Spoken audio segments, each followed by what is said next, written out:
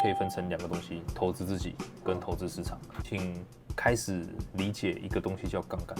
杠杆不是要做危险的事情，因为你有盈余，因为你收入稳定，因为你的信用好，所以你确实是可以造船过河，不如借船过河。是在当你自己充实完之后，就可以发挥那个力量。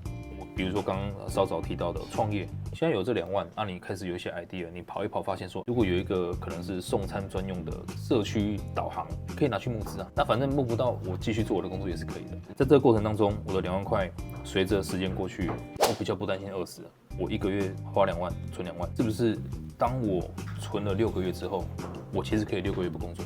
所以我这样做了6个月之后，我就有6个月的生存护城河了。